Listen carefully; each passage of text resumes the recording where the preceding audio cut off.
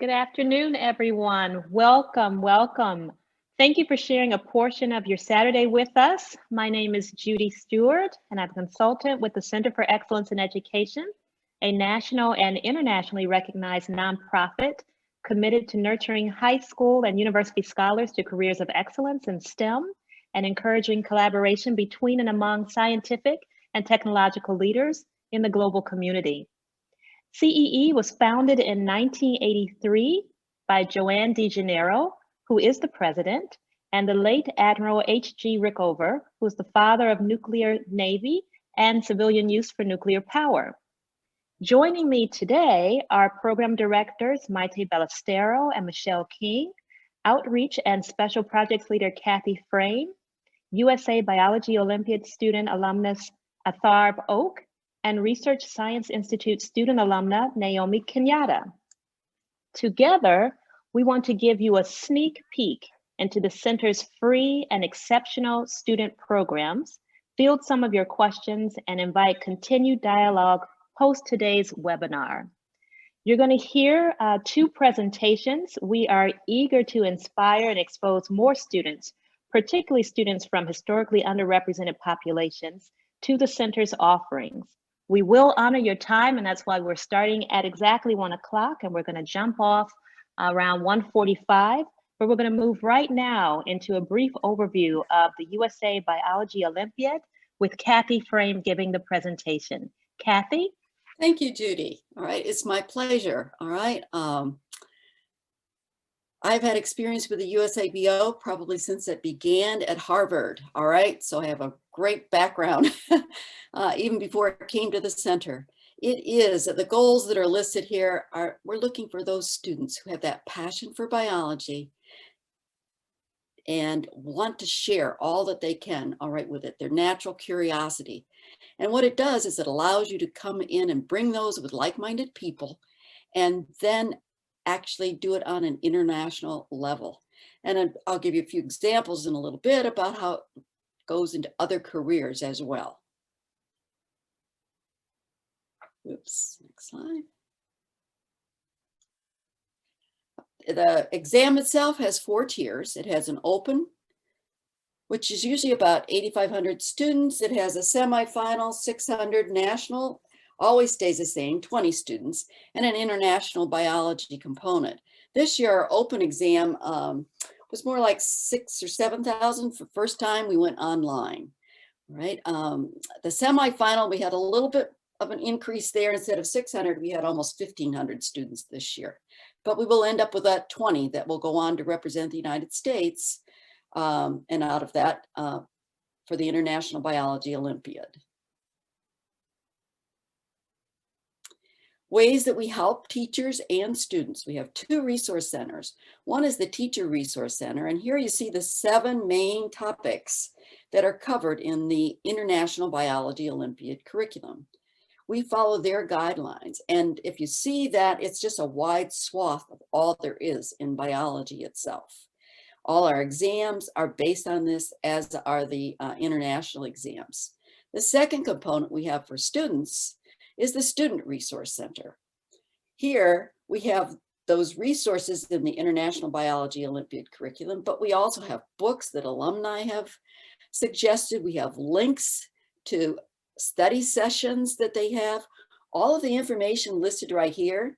Right now, you can go on the USABO site and see it. It's called just the Student Corner, right? Every one of these is open to you. But when you get into the Student Resource Center, we have far more than just this. One of the things that we stress is how you can work together to increase the biology and the love of biology within your own school. And that's through the USA Bio Clubs, right? We have probably about 20 that we are active with right now. We have guidelines on how to start that club. Here is a poster that is an overall description of this year of all the events, and it highlights our alums as well. Talks about the different tiers of it, and then also tier 4 where we had our IBO winners for this year. The future is the best and the brightest. This is the year 2013. Our country placed #1 in the world. Charlie Gleason was #1. #2 was the third young man over there, and that's Lee Ding, Jerry Ding. All right, Catherine was 6th, and Nikhil, the one between Jerry and Charlie, placed 6th.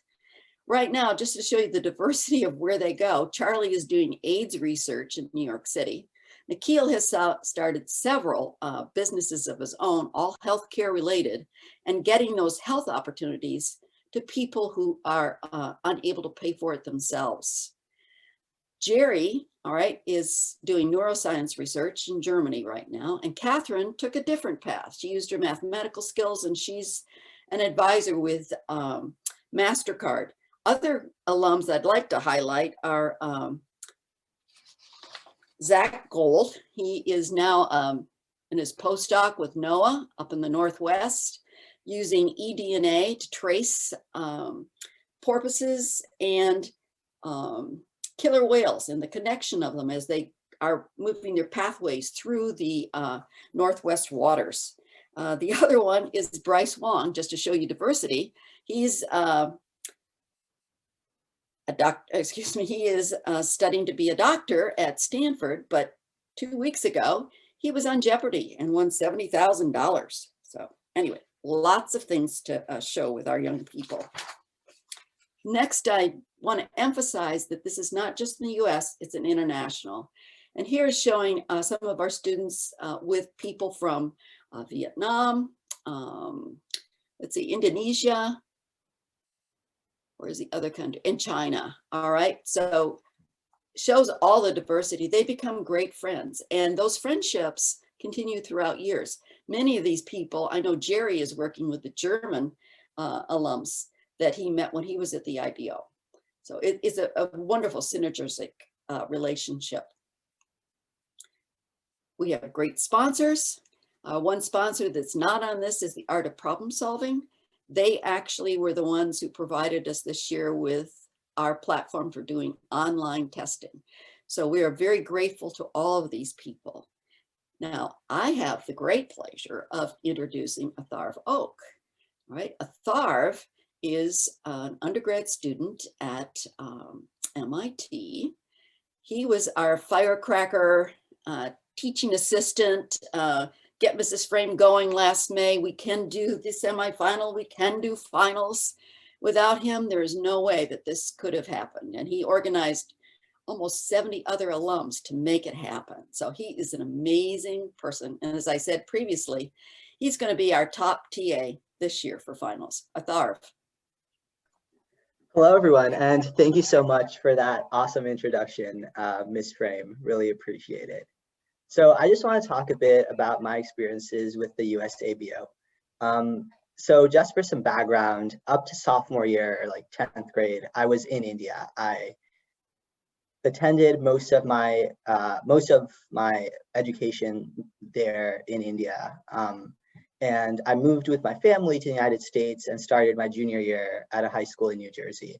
And I was fortunate enough that my high school had a very strong biology program. We had a biology club. I had a lot of friends who were interested in biology, and they told me that the USABO was an excellent opportunity to learn more about biology and would be a fun competition to be a part of. So junior year, I decided to sign up.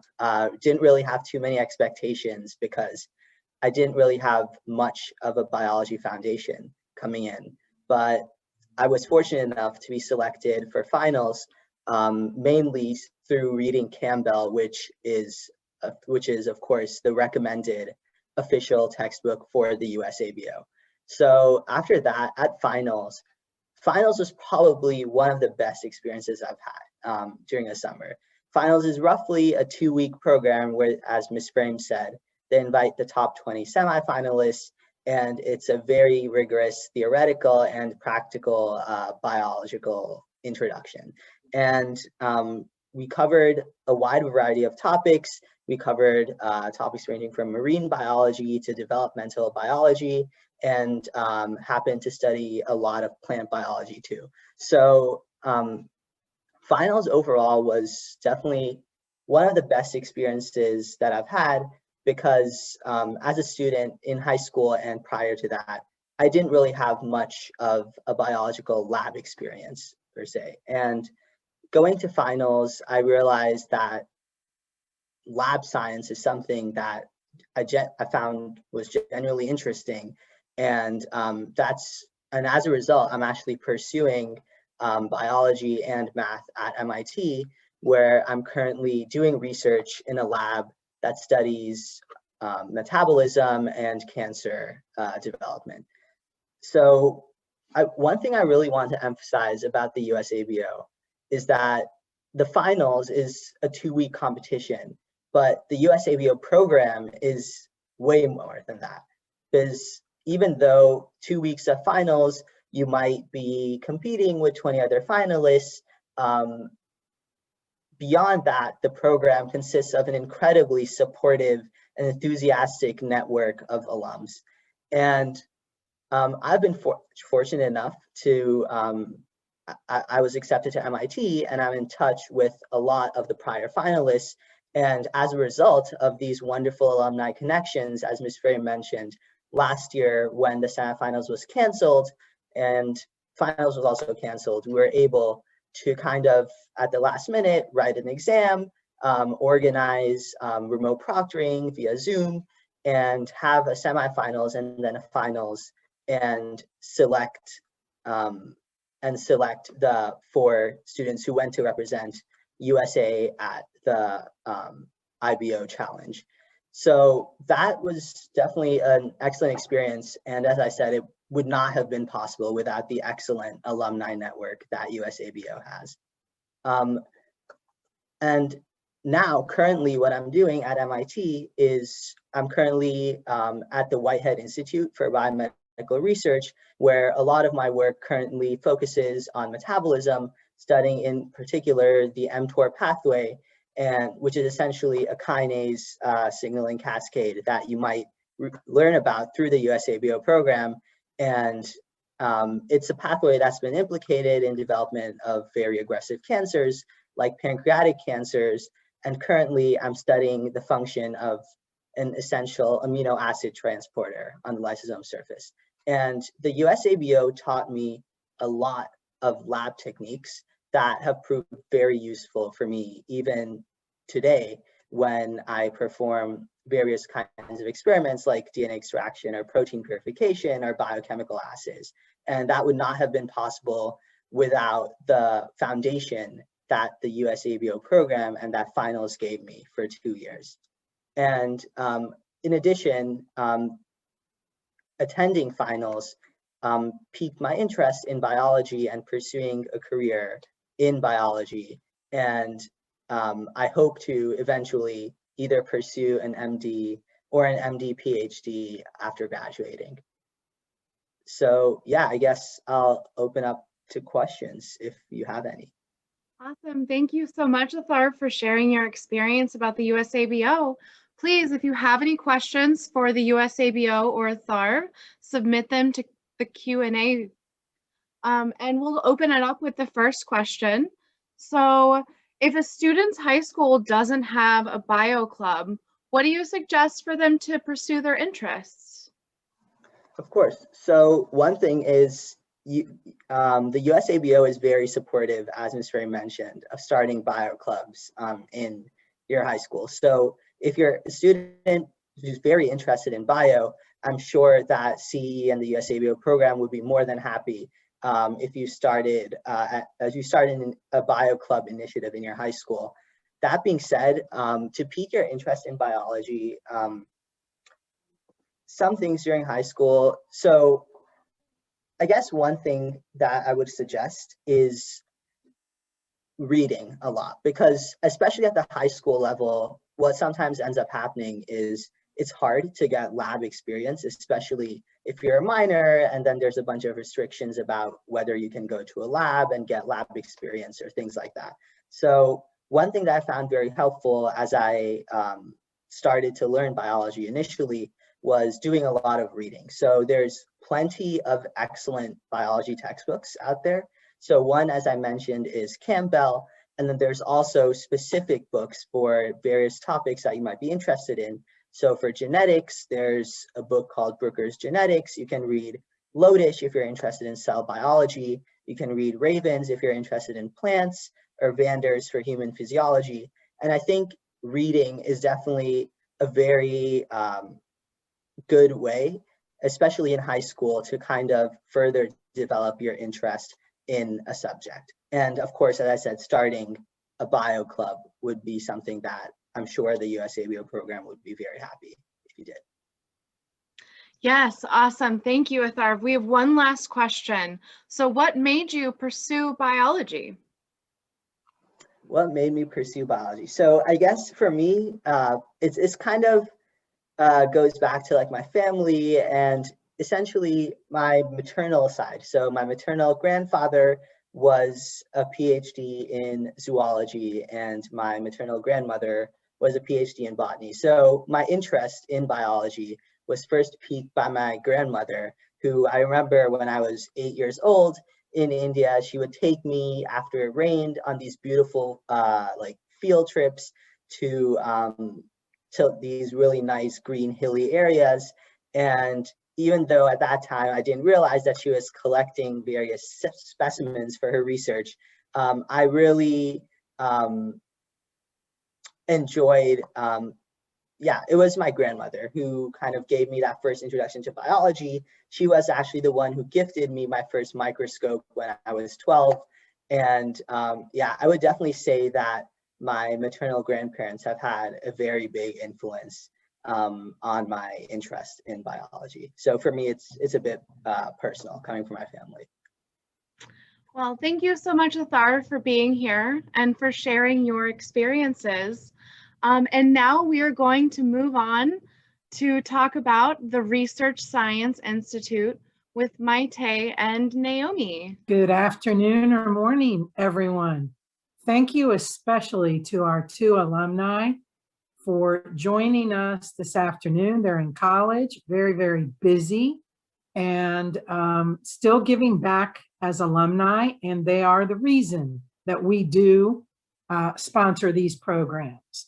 So I have been with the Center for Excellence in Education for the last 33 years, running the Research Science Institute program. And it is, the first thing to know about it, it's going to give you that opportunity that Athar said, it's hard to come by when you're minors, to really be able to get in the lab if you're a bio type person or anything that requires a lab. For math people, it's working in a math project with people who are leading the way. Labs aren't really required for those type of projects. But what RSI does is works with and has, and this is going to be our 38th year, with 50 top performing students from throughout the United States and 30 international students who are also top achievers representing their nations. We have had the pleasure of working with 55 countries so far, always looking to add more. And RSI is mirrored internationally in Bulgaria, Israel, Singapore, and Saudi Arabia. Nearly all of the alumni who have attended, which is over 3,000 right now, pursue STEM careers. Now, they all don't exactly stay in STEM. They do interesting things like co-found Pinterest. So alumni are going to do a lot of exciting things, and you'll hear from Naomi herself. One of the recent exciting things to share with you that just happened less than a month ago. Some of you have heard of the Regeneron Science Talent Search. It was once known as Westinghouse and then Intel for quite a long time. It is now the Regeneron Science Talent Search. And our alum, Yoon Seo Choi, from last year's virtual program, was the first place winner. As you can imagine, as a community, we're elated. And the fact that we had a virtual program and this was a result just keeps us completely motivated Let's do this again. And this year in 21, we will be virtual. Next slide. Why do you want to do this? Well, I think Naomi will tell you why you would want to do this. I'm not going to be as exciting as she is, but it's a once in a lifetime opportunity, and it will go throughout your career, whether it's undergraduate, graduate, and beyond. What happens now, since the program has so many PhD students and so many faculty members, they become the mentors to the students. They staff the program. They are the distinguished speakers in our series in the evening. They're always involved. It includes Nobel Prize winners. No one's quite that old to be a Nobel Prize winner, but we're hopeful that somebody will become a Nobel Prize winner in the future. Maybe one of you listening to me right now, that may be your path. So take a look at us. It is for 11th graders. Rarely does our committee take a 10th grader. You need to have some math and science chops to come and do some research. Even if you don't have research experience, if you've done reading, if you've taken high-level classes, whether AP or just high-level, or learned things on your own and taught yourself to program, come, take a chance, take a look, and encourage yourself to reach for something that might be a life changer for you.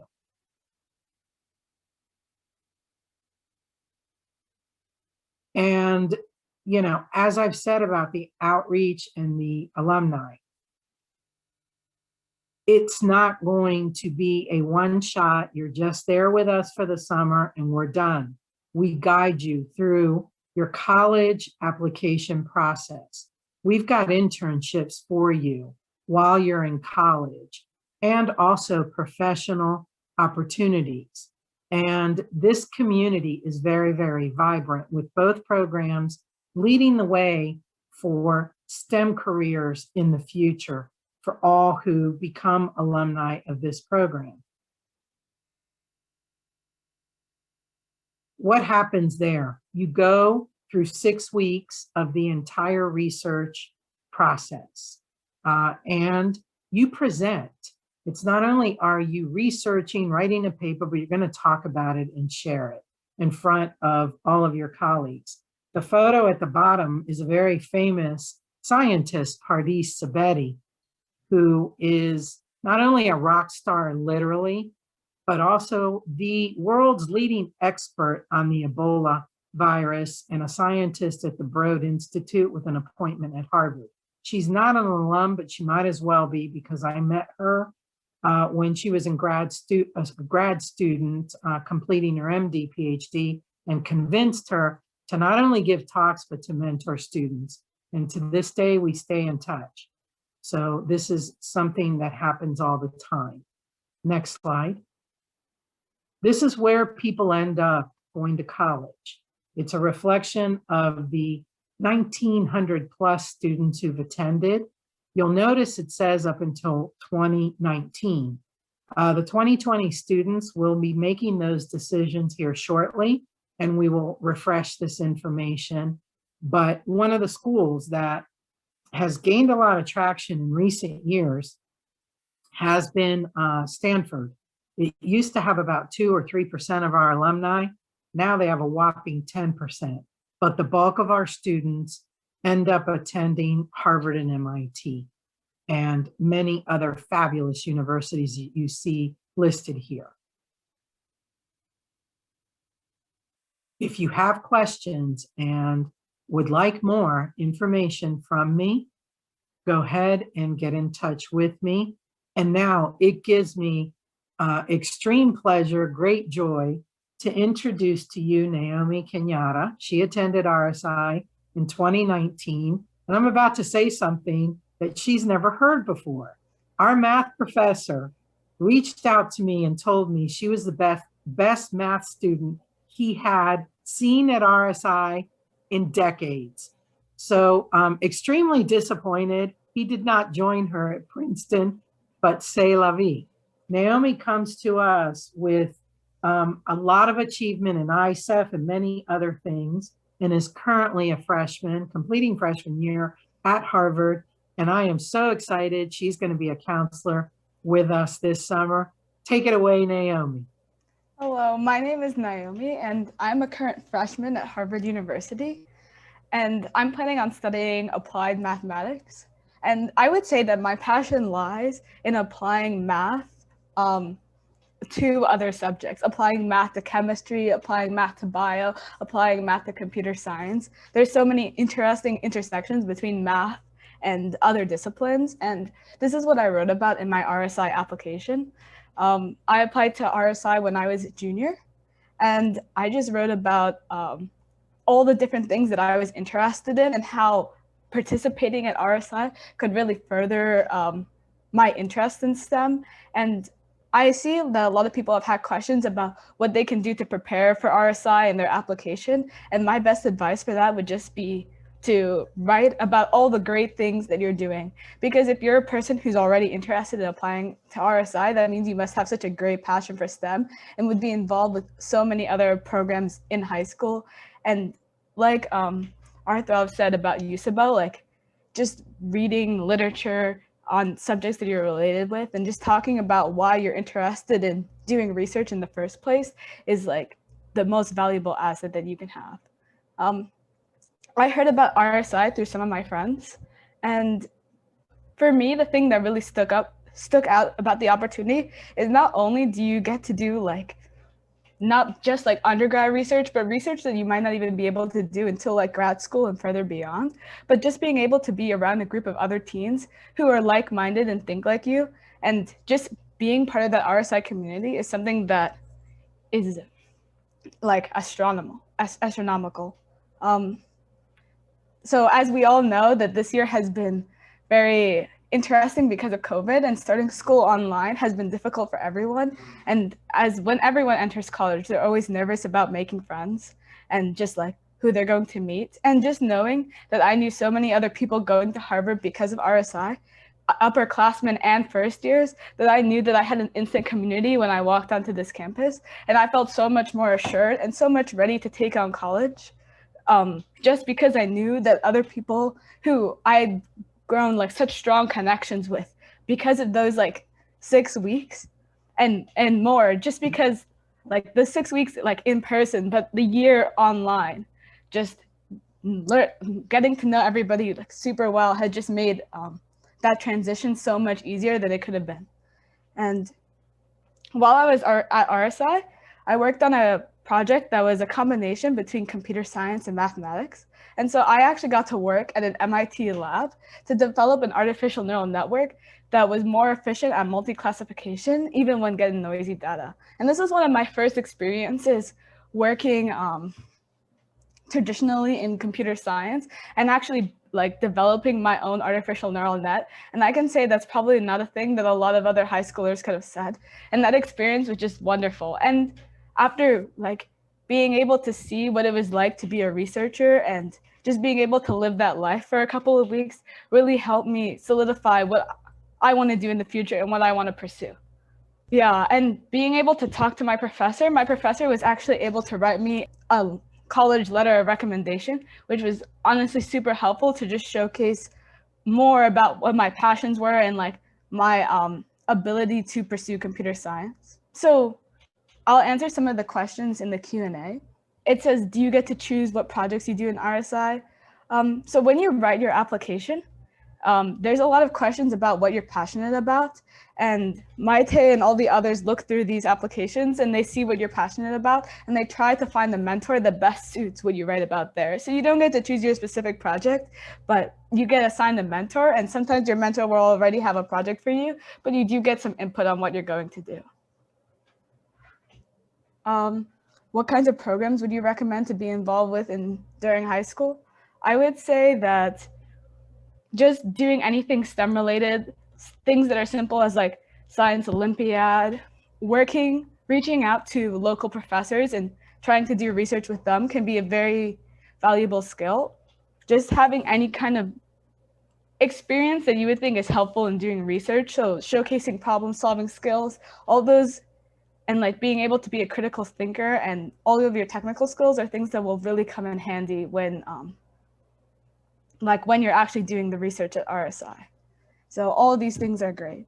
I would say another thing that was one of my big takeaways from RSI, and that I didn't even realize how important this was until I got to college, was that at RSI, not only do we do research, but we also write a report and give a presentation. And the advice that the counselors and TAs and mentors all give to you and the tutors help you build your paper writing skills so significantly, and all the templates that they have, that even when I'm in college, I go back and look at my RSI materials that help write my future papers. So all these things that you learn are super valuable. So not only do you gain an amazing community, but your technical skills will grow by so much that will make you feel really prepared to tackle anything that they'll throw to you in college. Yeah, Naomi, can you speak to how you got interested in applied mathematics? Like what got you in that direction and sparked that passion? I can. When I was young, I always used to work on advanced math problems and always ask the teacher, like, why does this happen? Why does this work? Is there more that we can do here? And so just like building my math skills ever since I was young. And then when I got to high school, I started to get interested in robotics and stage crew and building things. And I was always so curious about like, how did these things work? Why did they work? Is there a mathematical frame for what's happening here? Is there a way that we can solidify and theorize what's happening? And like, is there a good significant explanations that I'm satisfied with? And just like asking those questions really I was really intrigued by the answers that people gave to me, and that I wanted to be able to answer them on my own and be able to think about it. And so just like being on my own and like thinking about those things really got me interested in applied math. And once I got to college, I realized that applied math would allow me to do exactly that, look at math and see how I can apply it to all the different disciplines. That's so amazing. Thank you so much, Naomi. How did your RSI application and RSI as a whole help you with your college applications? Actually, my RSI application is very similar to my college application, because you have to really think about all the things that you've done before in high school and how that's helped you become the person that you are today. And that's exactly the type of reflection that needs to go into your college application. And so just having been able to like think about that a year before most people normally start thinking about their college applications just helps you kind of get into that mindset. And I actually wrote part of my comment app about my experience at RSI and just the community and how I felt while I was there. And so like being a part of RSI has actually turned out to be a big part of my comment app. Perfect. Thank you so much. So we seem to have a lot of just general questions for both RSI and USABO. So we're going to pull Kathy, Maite, Naomi, and Tharp back to answer some of those questions. So the first question goes to Kathy. So does your school have to start a USABO club in order to participate? What is the school's role? The school does not have to start a USABO club, all right? But the USABO club is very valuable to the students. One of the first steps is they have to identify someone who wants to be their contact on staff. Getting a contact on staff helps to get the USABO into the school itself. From there, I see students actually being the self-promoters of the club itself. If you look on the USABO website under USABO clubs, you'll see about 10 or so clubs that have actually allowed us to publish their links. If you go to that, you'll see all the things that they're able to do. But no, you don't have to be in the club, but you do need to have a school, all right, that is willing to be your registered contact. Awesome. Thank you, Kathy. So the next question we have is for Naomi. So what was the structure like in the lab when you were working with the professor? Were you working solely independently? Was it a small team project? And then Maite, maybe you can follow that up and talk about a larger picture. Is it always the same format?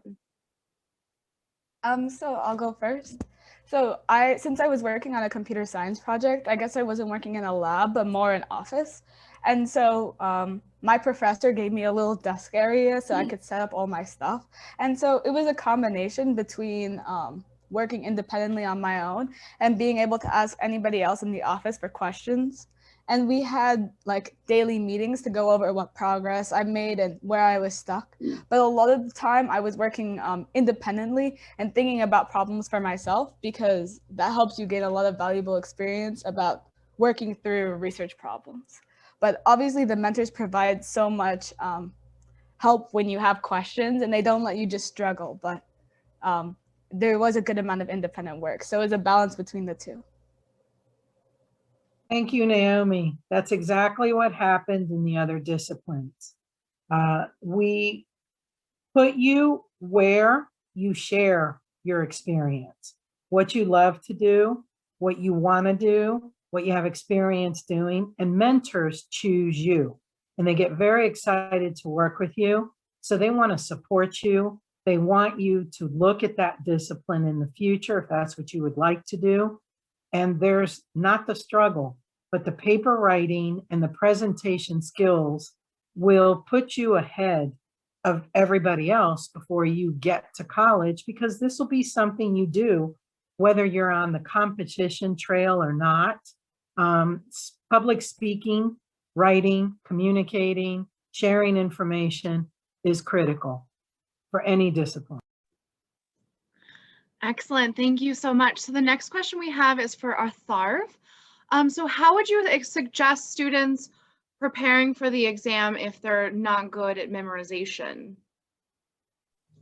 Yeah, of course. So I think generally there tends to be a general public misconception maybe that biology is a lot of rote memorization, and it's very dry and not very interesting because you have to read books that are thousands of pages long and memorize as much content as you can. But I really wanted to assure you that that is absolutely not the case. And I think the USABO program actually does a really, really nice job of showing you that there is way more to biology than reading through a textbook and answering a series of questions.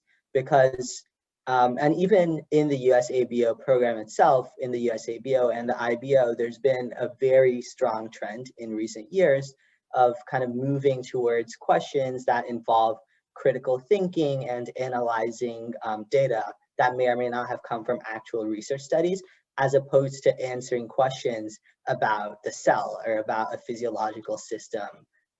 So I think the USABO does a very good job of focusing a lot more on critical thinking skills and application of relatively fundamental biological principles to be able to understand various different biological systems.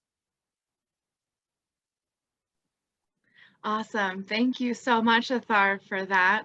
And we have one more question for Naomi and Maite. So do you work with your mentors after RSI?